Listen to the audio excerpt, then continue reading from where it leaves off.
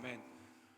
거룩하시고 감사하신 하나님 아버지, 오늘도 말씀 안에서 수요일 밤 예배로 주님 앞에 감사의 예배를 드리게 해 주심에 진심으로 감사를 드립니다. 한 해를 뒤돌아보고요, 미래를 주님의 손에 의탁하며 특별히 우리 교회 공예배가 더욱더 부흥되기를 원하오니 하나님 말씀과 기도 가운데 역사하여 주시옵소서. 금요일부터 우리 7분의 성도님들 델리우의 복음을 증거하기를 원하오니 하나님께서 그 길을 열어주시고 만남의 축복과 성령 안의 복음 안에서 구령의 복된 역사가, 하나님의 나라와 의가 온전히 임하는 귀한 역사 주님 허락하여 주시옵소서. 에스더를 통해 보이지 않는 하나님의 섭리의 역사가 우리의 개인과 또 국가와 모든 만사가 주님 안에서 섭리 가운데 선을 이루게 하심에 감사를 드립니다. 오늘도 말씀 안에서 나의 삶을 주님 앞에 온전히 의탁하며 주님 앞에 잠잠히 기도하며 말씀 안에서 순종하며 담대한 헌신으로 나아가는 귀한 역사 주님 허락하여 주시옵소서. 예수 그리스도의 이름으로 간절히 기도합니다.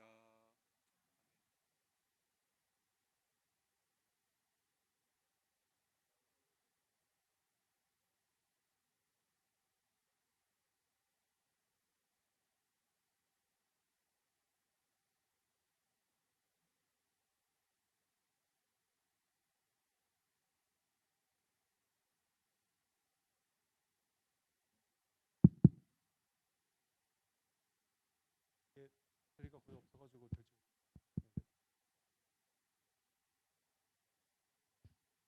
오늘 에스더 제 9장 10장이 되게 마무리가 짧게 되어 있는데, 오늘 9장의 말씀으로 우리 에스더의 마지막 말씀을 함께 상고하기를 원합니다. 새 조소의 시행 에스더 제 9장 13절에서 19절 한 절씩 함께 교독합시다. 에스더가 이르되 왕이 만일 좋게 여기시거든 수산에 사는 유다인들이 내일도 오늘 조서대로 행하게 하시고 하만의 10 아들의 시체를 나무에 매달게 하소서 하니,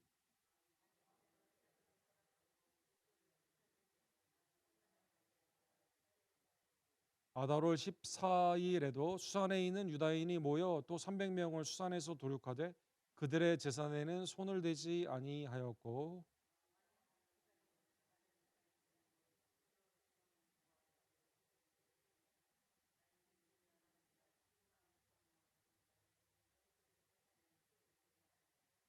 아달월 13일에 그 일을 행하였고 14일에 쉬며 그날의 잔치를 베풀어 즐겼고.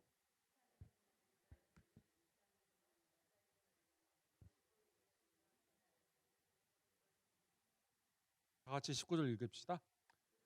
그러므로 시골의 유다인 곧 성이 없는 고을고을에 사는 자들이 아달월 14일을 명절로 삼아 잔치를 베풀고 즐기며 서로 예물을 주더라. 아멘.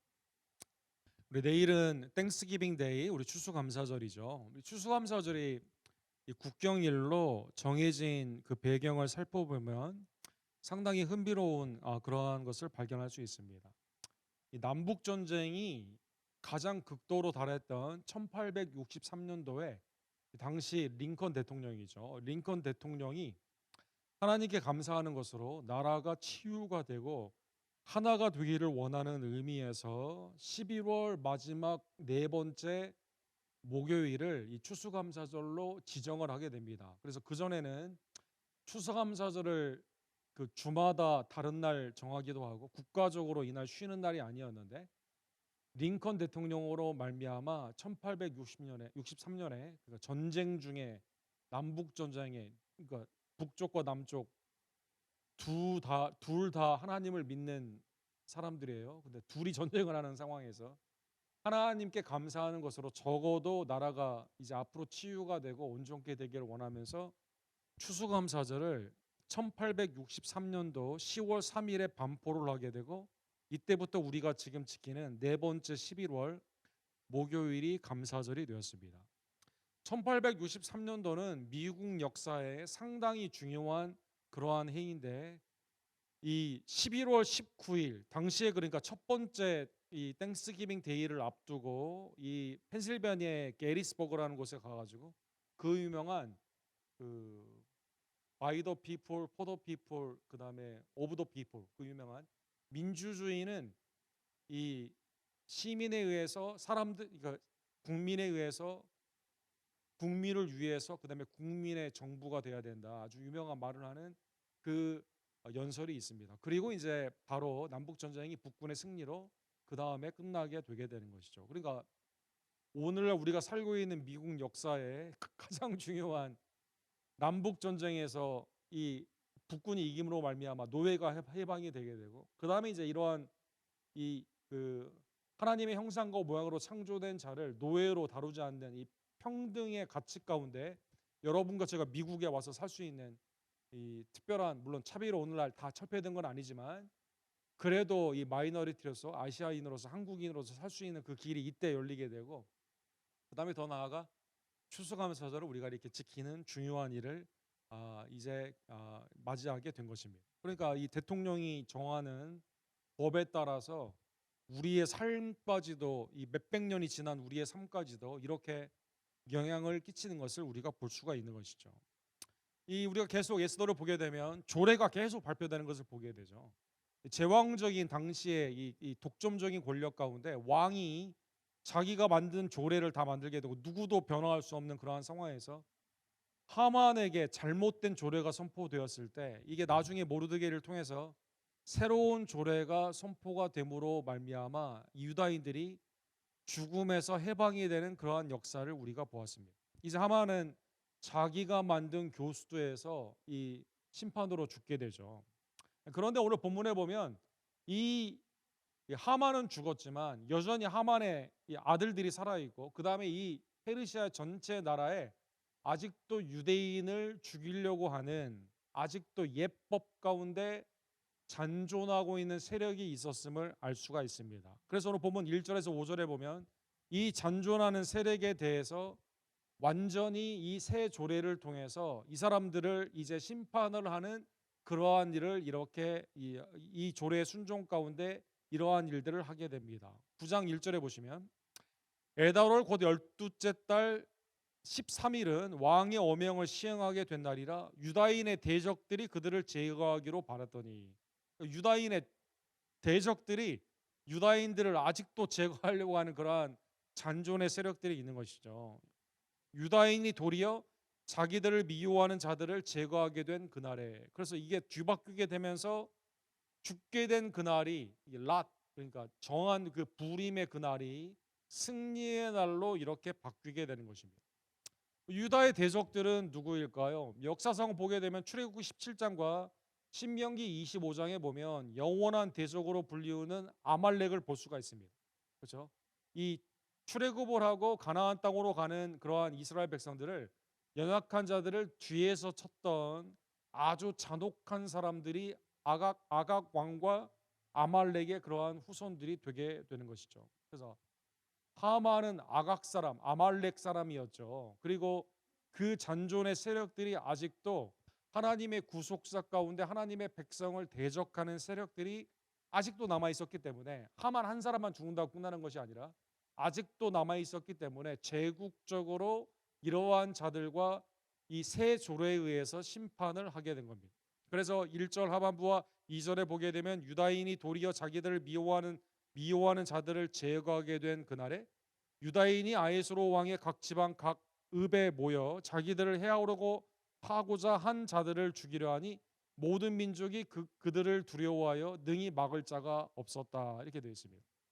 그러니까 이 수산성 이 수도뿐만 아니라 제국적으로 마을마다 이 하나님의 백성들을 싫어하고 그 가운데 원수로 삼고 도륙하려고 하는 세력들이 있게 되었는데 새 조례로 말미암아 이게 새 조례가 없었으면 안 되는 거예요.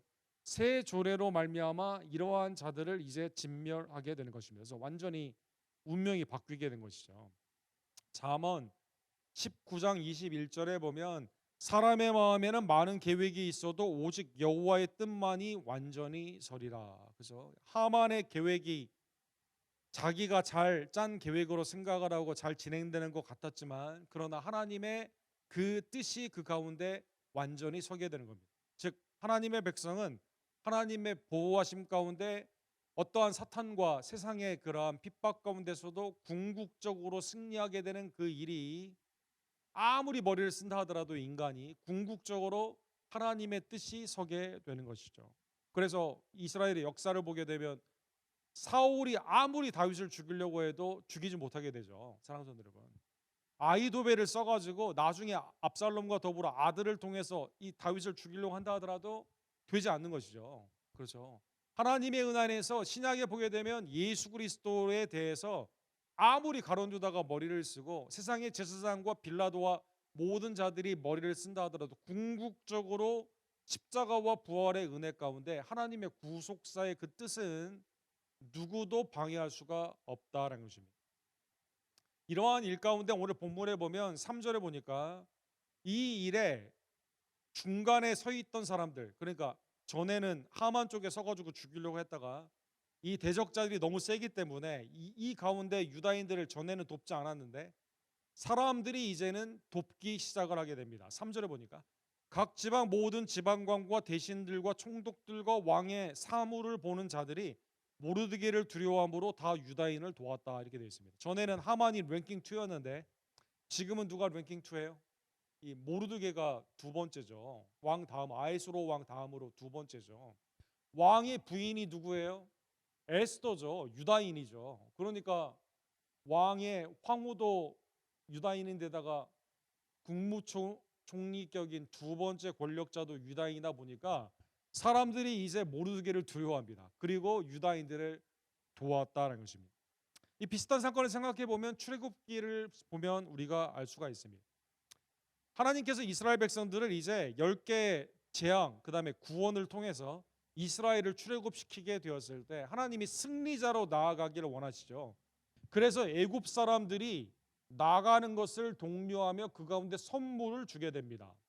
이게 출애굽기 3장 22절에 이렇게 되어 있습니다. 여인들은 모두 그 이웃 사람과 및 자기 집에 거류하는 여인에게 은폐물과 금폐물과 의복을 구하여 너희 자녀를 꾸미라. 너희는 애굽 사람들의 물품을 취하리라. 이 예언의 말씀이 그대로 이루어져 가지고 달라고 하니까 다 주게 되고 애굽 사람들이 그 가운데 주게 되는 것이죠. 시편 105편의 예배의 시편에 보게 되면 이 사건을 이렇게 말하고 있습니다. 37절과 38절에 보면 마침내 그들을 인도하여 은금을 가지고 나오게 하시니 그의 지파 중에 비틀거리는 자가 하나도 없었도다. 그들이 떠날 때 애굽이 기뻐하였으니 그들이 그들을 두려워함이라. 그렇죠. 하나님의 역사를 보게 되면서 이 출애굽을 하는 그것이 애굽과 나의 삶 가운데 도움이 되겠구나라고 해서 그들에게 선물을 주고 나아가게 하는 길을 그들이 열어 주었다는 것입니다. 거기에는 전반적으로 무슨 마음이 있었다고요? 하나님을 두려워하는 마음이 있었다. 그래서 오늘 본문에 보면 출애굽 때 그 모습처럼 오늘 하나님의 백성이 이 하만과 그 옛 조례로부터의 구원함을 받게 되었을 때 모르드게를 두려워하는 마음으로 유다인들을 도와주는 일들이 이 가운데 있는 것입니다. 그래서 운명의 날이 완전히 바뀌게 됩니다. 전에는 낙인이 찍혀서 도륙의 대상이 되었는데 이제는 승리의 백성으로 하나님께서 그들을 존귀케 하여 주시게 되는 것이죠. 두 번째로는 오늘 본문 6절에서 10절에 보면 이 제국의 이 수산 그 캐피탈시티 수도뿐만 아니라 온 제국적으로 이 일에 정의로운 전쟁이 이루어지게 됩니다. 10절에 보니까 곧 하무다다의 손자 유다인의 대적 하만의 10 아들을 죽였으나 그들의 재산에는 손을 대지 아니하였도다.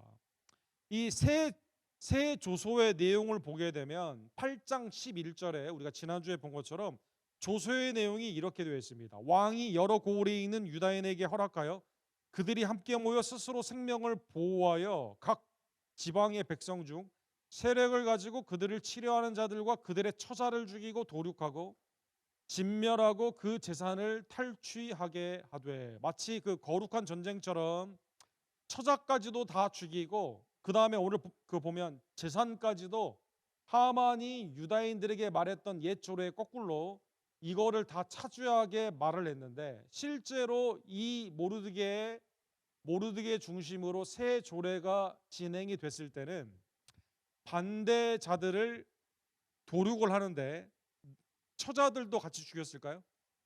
처자들은 죽이지 않습니다, 여러분. 그 다음에 재산을 탈취하는 것이 새 조례의 내용인데 왕은 그렇게 허락을 했어요.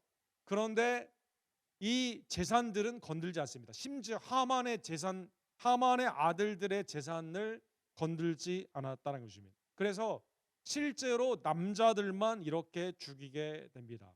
즉, 이 전쟁은 어떠한 전쟁이었을까요? 명분이 정의롭고 과정도 정의로우며 결과도 정의로운, 소위 말하는 어거스틴이 말을 한 저스트 워, 공의가 중심이 된 그러한 전쟁이었다는 것입니다. 하나님의 주권적인 명령 가운데 심판의 명령이지 이걸 통해서 나의 탐욕을 채우는 그러한 전쟁이 아니었다는 것입니다. 여러분, 어거스틴은 그의 하나님의 도성이라는 책에 보면 이 정당한 전쟁에 대해서 말을 하죠. 로마가 당시에 탈취할 목적으로 전쟁을 너무 많이 했거든요. 이게 하나님을 기쁘시게 하지 않는다라고 해서 어거스틴은 반대를 했습니다. 그렇죠? 로마는 전리품을 통해서 노예들을 통해서 유지되는 사회였기 때문에 무참하게 적들을 죽이고 그 다음에 전리품을 가져와서 시민들에게 나누어 주게 되고 그 다음에 거기서 많은 사람들을, 전쟁에 패한 사람들을 노예로 만들어 가지고 이걸 통해서 자기의 탐욕과 탐익을 추구하는 그러한 부패된 사회였거든요. 그런데 어거스틴은 여기에 대해서 성경은 그렇게 말하지 않는다는 것입니다. 성경은 하나님께서 주권적으로 선포한, 그 다음에 하나님께서 주권적으로 세우신 그러한 사역자들, 즉 국가나 나라가 정의로운 권위를 통해서만 이 전쟁을 선포해야만 됩니다. 그래서 이거를 정당한 권위다, 리지리밋 오토리티다 이렇게 말하죠. 개인적으로 민병대를 통해서나 자기가 가지고 있는 힘과 폭력을 통해서 전쟁을 하는 것이 아니라 상대방에게 전쟁을 하는 명분을 알려줘야만 됩니다. 그리고 전쟁을 시작할 때 미리 알려주고 전쟁을 한다는 것입니다. 두 번째는 just cause라고 합니다. 정당한 목적이 있어야만 된다는 것입니다. 영토를 넓히기 위해 나의 탐욕을 위해 이 전쟁을 해서는 되지 않아요. 그렇죠? 방어를 위해 하는 것이 정당한 목적입니다. 디펜스.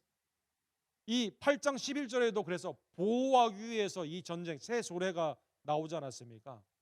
그 다음에 내가 국가적으로 피해를 입거나 국민이 피해를 입었을 때 이것을 이렇게 하게 되게 되는 거죠. 세 번째는요, 올바른 동기와 의도가 있어야 된다는 것입니다. 이것을 right intention이다 이렇게 말을 하게 됩니다. 개인의 분노나 복수의 차원에서 하는 게 아닙니다. 그렇죠? 이 동기는 뭐예요? 하나님이 허락하신 악을 억제하며 무고한 백성들의 생명을 보호하기 위해서 이렇게 해야만 되게 된다는 것입니다. 그 다음에 프로포셔널리티라는 말이 있습니다.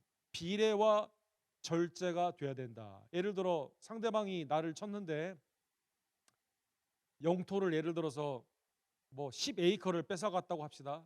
그러면 영토를 10에이커 이 가운데 회복을 하고 상대방의 10에이커를 가져오는 정도는 되지만 이걸 통해서 상대방의 100에이커를 뺏어온다든가, 예를 들어서 전쟁을 해가지고 우리 국민의 피해가 예를 들어서 100명의 희생자가 났어요. 그런데 상대방을 10,000명을 죽인다든가, 이 비례성.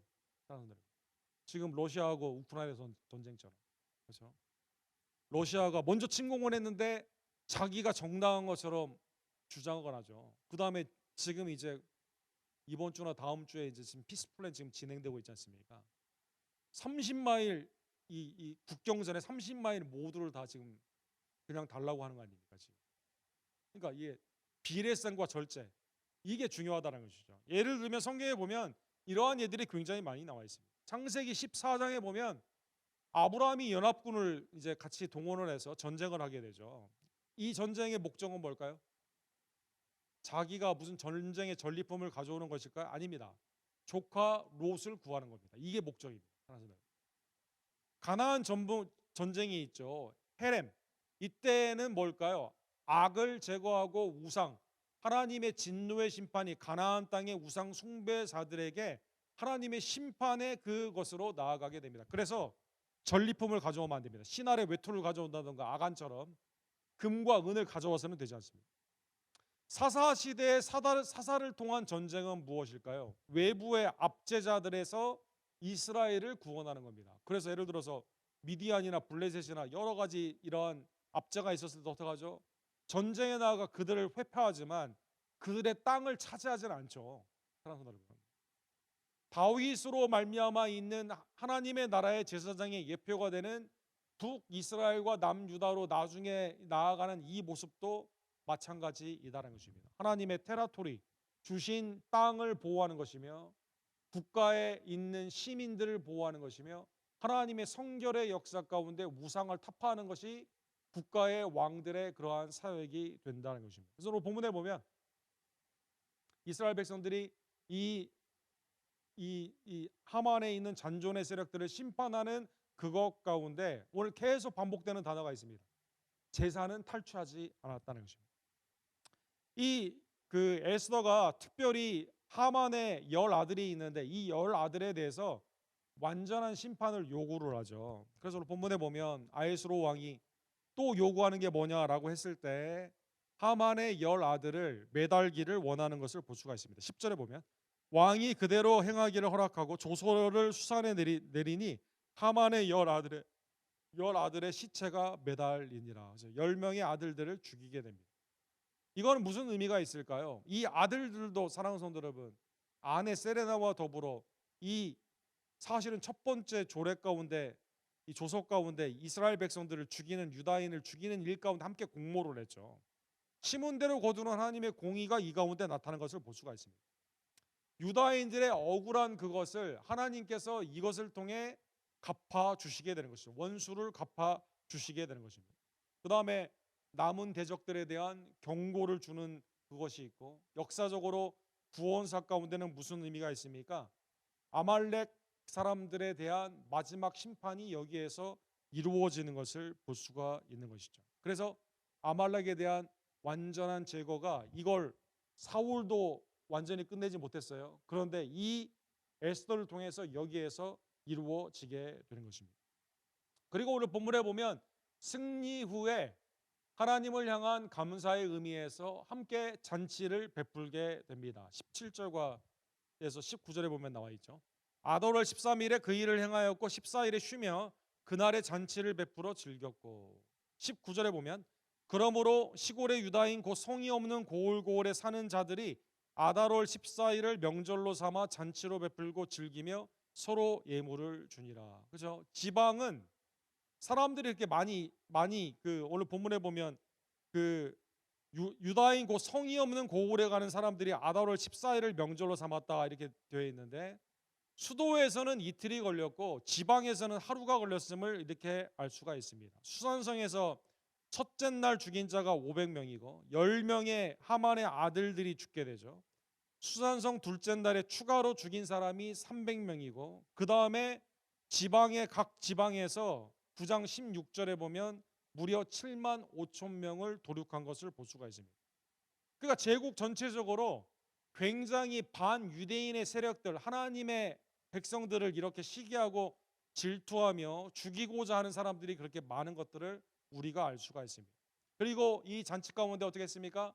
서로 예물을 나누며 감사 가운데 오늘 본문에 보면 세 번째로 그래서 부림절이 이제 세워지게 됩니다. 22절에 보면 이날에 유다인들이 대적에게서 벗어나고 평안함을 얻어 슬픔을 변하여 기쁨이 되고 애통이 변하여 길한 날이 되었으니 이 두 날을 지켜 잔치를 베풀고 즐기며 서로 예물을 주며 가난한 자를 구제하라 하고 그죠? 아달월 14일과 15일이니까 태양력으로 말을 하게 되면 2월 말이나 3월이 됩니다. 이때 이틀 동안 하나님이 대적에서 구원해 주신 은혜를 감사하고 애통에서 슬픔으로 바뀌게 되는 하나님의 운명의 놀라운 역설적인 변환이죠. 하나님의 구원의 역사 가운데 감사하며 선물을 나누고 그 가운데 그리고 오늘 본문에 보면 가난한 자를 구제하게 되게 되는 것이죠. 그러니까 이게 불임절의 가장 큰 특징은 뭡니까? 억울하고 힘들고 어려워하는 자들을 도와주는 그러한 날로 이 잔치가 열려지게 되었다는 것입니다. 31절에 보면 오늘 본문에 보면 그래서 이날 하만이 처음에 뽑은 그날 이게 이제 낫을 던지는 정한 날 부림이라는 그런 뜻인데 이 부림일이 하나님이 죽음에서 구원해 주신 생명의 축제로 이렇게 바뀌게 됩니다. 우리 31절 다 같이 읽도록 하겠습니다. 정한 기간에 이 불의미를 지키게 하였으니 이는 유다인 모르드게와 황후 에스더가 명령한 바와 유대인이 금식하며 부르짖는 것으로 말미암아 자기와 자기 자손을 위하여 정한 바가 있음이라. 그렇죠. 하나님의 은혜 안에서 죽으면 죽으리라. 모르드게와 유다인들이 가 금식을 하고 왕에게 진언을 함으로 말미암아 하나님의 놀라운 구원, 심판의 역사와 구원의 역사가 이 날을 통해 이루어지게 되었는데, 그래서 이 날을 불임절로 지키게 되는 것이죠. 하나님의 은혜를 기뻐하는 겁니다. 구원에 감사하는 겁니다. 서로 예물을 나누고 가난한 자를 구제하는 겁니다. 그 다음에 모두가 함께 이 날을 지키고 그 가운데 나아가게 되는 것입니다. 이 유대인들의 역사를 보게 되면 불임절은 굉장히 잘 지켜지는 절기로 이렇게 알려져 있습니다. 러시아에 있는 이 유대인들이 그 불임절을 지키는 그 그림이 나와 있죠. 이 18세기에 있는 이 그림인데, 여기 보면 이 전통에 따라서 유대인들은 에스더서를 읽었다고 합니다. 그 다음에 여기 본문에 이 사진에 잘 보이면 에스더서 두루마리 성경 옆에 빵 같은 게 있죠. 그래서 이 빵 이름이 오므리 하만이라는 뜻인데 하만의 귀라는 뜻입니다. 하만을 조롱하기 위해서 이 떡을 만들어서 먹게 되는 것이죠. 그 다음에 이때 하나님께서 내게 베푸신 은혜를 랍비를 통해 이 증거함을 받게 되고 함께 식사를 하는 것이 오리지널 이 유다인의 전통 가운데 있는 그러한 불임절의 모습이라고 합니다. 근데 이게 이제 점점점 약간의 변환이 있게 되면서 오늘날 불임절은 어떻게 지키게 될까요? 텔아비브에 있었던, 예루살렘에 있었던 이 불임절을 보게 되면 에스더가 자기의 본인이 유다인이라는 말을 하지 않잖아요. 모르드게의 조언을 통해서. 그래서 이 날을 어떻게 보면 오늘날은 어떻게 즐기냐면 날을 가면을 쓰는 겁니다. 가면. 그래서 퍼레이드를 하는 거 보시면 가면을 쓰고 이 우스꽝한 모습으로 이렇게 하면서 마치 어떻게 보면 할로윈의 좀 재밌는 버전이라고 볼 수도 있는데 그렇게 하게 되는 것이죠. 그래서 가면 무도회를 하게 되고 이날 여러 가지 복장을 통해서 자기의 신분을 속이는 것으로 하게 됩니다. 그 다음에 이제 그 하만의 떡을 먹는 거죠. 그래서 지금도 이 오므리 하만이라는 하만의 떡을 하만의 귀라는 그 모습을 통해서 이렇게 지키게 된다고 합니다. 그럼 우리에게 질문이 있습니다. 왜 성경에 여러 절기들이 있고 구약에 보면 이 에스더에도 불임절이 있는데 목사님 왜 우리는 2월 말이나 3월 달에 왜 불임절을 안 지킵니까? 라는 질문을 해볼 수가 있습니다. 이 구약에 있는 모든 절기는 그리스도로 말미암아 절기적인 의미가 그대로 성취가 되게 된 것이죠. 그래서 구약에 있는 절기를 지키지 않고 우리는 하나님의 은혜 안에서, 물론 구약에 있는 그 절기가 유월절이 예수님의 고난주간과 부활절이 되게 되고 그 다음에 수상절의 의미가 추수감사절의 은혜가 있는 의미는 지금도 있지만 그리스도 중심으로 절기를 지키게 되는 것이죠. 구약에 있는 이 모든 것은 절기는 그림자이고 예수님이 참 형상이기 때문에 오늘날 불임절은 그리스도 안에서 성취가 된 겁니다. 사랑하는 성도 여러분, 그러한 의미에서 예수 그리스도는 우리의 참 불임절의 그 가운데 있는 핵심이 됩니다. 에베소서 2장 15절과 16절에 보면 법조문으로 된 계명의 율법을 폐하셨으니, 그렇죠? 옛 모세를 통해서 온 그 율법은 뭡니까? 율법은 우리에게 죄를 깨우쳐 주죠. 그 다음에 율법은 우리에게 사망, 죄의 값은 사망임을 알려주게 됩니다. 모세를 통해 시내산에서 온 그 율법도 하나님과 교제 가운데 잠시 있는 영광으로 모세가 이 얼굴을 가렸죠. 사랑하는 성도 여러분. 그런데 예수 그리스도로 말미암아 온 것은 무엇일까요? 옛 조문이 아니라 은혜와 진리 가운데 있는 십자가와 부활의 은혜 가운데 우리에게 주시는 생명이다라는 것입니다. 즉 복음이다라는 것입니다. 그래서 법조문으로 된 계명의 율법을 폐하셨으니 이는 이 둘로 자기 안에서 한 새 사람을 지어 화평하게 하시고 또 십자가로 이 둘을 한 몸으로 하나님과 화목하게 하려 하심이라. 원수된 것을 십자가로 소명하셨다. 옛 율법에 의하면 정한 것과 부정한 것, 유대인이냐 비유대인이냐, 할례자가 아니냐 비할례자냐, 남자냐 여자냐, 이게 다 나누는 겁니다. 그러나 그리스도는 하나님과 우리를 죄를 제거하셔서 십자가로 말미암아 하나가 되게 하여 주셨습니다. 남녀노소가 하나가 되었습니다. 유대인이나 헬라인이나 다 그리스도 안에서 하나님의 자녀가 되는 축복을 받게 된 것입니다. 그래서 여러분, 이것을 루터는 역설적인 십자가의 신학이다 이렇게 말을 하죠. 그래서 맥그레트가 쓴 루터의 십자가의 신학이라는 그 책 보게 되면 한글로도 번역이 되는데, 십자가를 통해서만, 사랑하는 성도 여러분, 율법의 모든 조문, 하만의 율법과 같은 그러한 조문, 그렇죠? 다 죽이는, 세상의 율법은 사람들을 나누고 그 가운데 정죄를 하는 것인데, 우리를 대신하여 예수님이 십자가에서 그 정죄를 받으심으로 말미암아 옛 조문이 사라지고 새 언약 가운데 여러분과 제가, 오늘 설교의 제목이 새 조소의 시행 아닙니까? 새 언약 가운데 여러분과 제가 하나님의 자녀가 되는 축복을 받게 된 것입니다. 그러한 의미에서 오늘 예수도의 주제가 되는 여러분과 제가 이 주제를 통해서 두 가지를 적용해 보기를 원합니다. 예수도에는 하나님에 대한 언급이 없습니다. 그럼에도 불구하고 에스더를 중심을 보게 되면 하나님이 역사하시는 보이지 않는 하나님의 손길, 즉 섭리를 우리는 깨닫게 된다는 것입니다. 이사야 9장에 보면 전에 고통받던 자들에게 흑암이 없으리로다. 옛적에는 여호와께서 스불론 땅과 납달리 땅이 멸시를 당하게 하시더니 후에는 해변길과 요단 저쪽 이방의 갈릴리를 영화롭게 하셨느니라. 흑암에 행하던 백성들이 큰 빛을 보고 사망의 그늘진 땅에 거주하던 자에게 빛이 비치리로다. 사망과 멸시 가운데 있었던 그 사람들이 하나님의 생명과 은혜 가운데, 특별히 갈릴리에서 나오시는 하나님의 역사로 말미암아 구원의 역사로 바뀌게 되는 것이죠. 그런데 이 역사가 어떻게 이루어지게 될까요? 이사야 9장 7절에 보면, 다 같이 읽도록 하겠습니다. 그 정사와 평강의 더함이 무궁하며 또 다윗의 왕자와 그의 나라가 군림하며 그 나라를 굳게 세우고 지금 이후로 영원히 정의와 공의로 그것을 보존하실 것이라. 만군의 여호와의 열심히 이를 이루기로다. 스불론과 납달리의 멸시와 흑암의 그 땅에서, 그런데 갈릴리를 하나님이 영화롭게 하시는데 거기에서 누가 나오시게 됩니까? 다윗의 왕자와 그 나라에 군림하며 영원한 정의와 공의로 보존하는 하나님의 예비된 메시아 예수 그리스도가 그 가운데 오신다는 것입니다.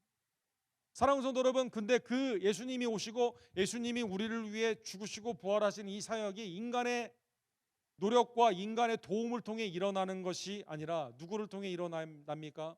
만군의 여호와의 열심히, 하나님의 열심히 이루어 주신다는 것입니다. 우리는 고난과 핍박과 멸시 가운데, 죽음의 공포 가운데 하나님이 정말 우리와 함께 계신가 의심할 때가 많이 있습니다. 그런데 놀랍게도 하나님께서 사망 가운데 있었던 유다인들을 예수도에서 구원하여 주신 것처럼 여러분과 저에게 보이지 않는 하나님이 섭리 가운데 지금도 역사하시고 열심히 하나님이 여러분과 저를 위해서 일하심으로 말미암아 그리스도를 통해 구원하시며 성령 안에서 지금도 중보하시는 하나님의 역사가 지금도 있음을 다시 한번 깨달으며 주님의 섭리를 신뢰하며 온전히 기대하는 주님의 의지의 백성들 되기를 주님의 이름으로 간절히 축원합니다. 두 번째로는 에스더가 처음에는 왕에 나아가는 것을 율법 가운데 두려워했지만 죽으면 죽으리라 공동체를 향해 나아가게 된 것처럼 모르드게가 이때가 아닌지를, 너에게 있는 이 자리, 이 직분, 이 삶이 이때가 아닌지를 다시 한번 생각해보고 행하라고 말했던 것처럼 하나님의 은혜의 공동체는 개인이 아니라 하나님의 공동체로 역사함을 다시 한번 깨달으며 책임과 기쁨, 하나님을 향한 아름다운 우리의 삶의 순종과 그 다음에 하나님이 우리에게 주시는 그 은혜의 기쁨을 함께 나누는 불임절의 성도들 되기를 주님의 이름으로 간절히 축원합니다. 로마서 12장 15절에 보면 하나님의 공동체는 즐거워하는 자들과 함께 즐거워하고 우는 자들과 함께 운다라고 말씀해 주셨습니다. 마태복음 18장에 보면 하늘에 매이고 하늘에 풀려지는 것이 이 땅에서 매이고 풀리는 교회 공동체를 통해서 이루어짐을 말씀해 주시게 되죠. 마태복음 18장의 내용은 교회 7위 가운데 하나님이 함께 하시는 말씀을 주님이 막 명령하신 것이죠. 처음에는 개인으로 가서 어떤 사람이 범죄했을 때 개인으로 가고 증인으로 가고 교회 지도자 장로를 청해서 가게 되고 이 가운데 하나님이 함께 하시는 그 말씀을 하시면서 19절과 19절에 주님이 이렇게 말씀하십니다. 마태복음 18장 19절과 20절에 이렇게 말씀하십니다. 우리 마지막 다 같이 읽고 마치도록 하겠습니다. 진실로 다시 너에게 이르노니 너희 중에 두 사람이 땅에서 합심하여 무엇이든지 구하면 하늘에 계신 내 아버지께서 그들을 위하여 이루게 하시니라. 두세 사람이 내 이름으로 모인 곳에 나도 그들 중에 있느니라. 함께 합심하여 기도하며 구하게 되었을 때, 공동체가 나누어지지 않고 책임과 모든 기쁨과 사역을 동역하게 되었을 때, 주님이 우리 가운데 있음을 다시 한번 깨달으며 하나님이 내게 주신 기쁨과 나의 삶 가운데 있는 그 은혜 책무를 감사함으로 주님 앞에 순종하며 함께 이를 위해 사랑과 선행을 격려하며 함께 기도하며 동역 가운데, 그리고 하나님이 이 일을 통해서 내게 주시는 기쁨을 함께 나누는 하나님의 공동체, 복된 한마음의 공동체 우리 언덕교회 되기를 주님의 이름으로 간절히 축원합니다. 기도합시다. 사랑과 자비가 풍성하신 하나님 아버지, 에스더 전체의 내용을 통해 보이지 않는 것 가운데도 열심으로 일하시는 하나님의 구속사의 놀라운 은총에 진심으로 감사를 드립니다. 그리고 이 열심을 아들 예수 그리스도를 통해 그의 십자가의 죽음과 부활로 하나님과 우리 사이에 있는 죄를 제거해 주시고, 우리 사이에 있는 죄들과 차별과 율법의 모든 것들을 주님께서 하나가 되게 해 주시며 하나님의 거룩한 백성으로 이제는 서로 사랑하며 하나님의 섭리 가운데 함께 믿으며 기도하며 동역하며 책임과 기쁨을 함께 나누는 불임절의 해방의 백성들 되게 하여 주심에 진심으로 감사를 드립니다. 하나님, 우리 언덕교회가 함께 기도하는 공동체 될 수 있도록 역사하여 주시옵소서. 예배와 사역 가운데 한마음 한뜻이 되며 하나님을 향해서 서로의 아픔과 어려움을 함께 기도하며 믿음 가운데 주님이 우리에게 주시는 은혜를 선포하고 하나가 되는 귀한 역사, 주님 한마음의 공동체로 우리 언덕교회를 축복하여 주시옵소서. 예수 그리스도의 이름으로 간절히 기도합니다.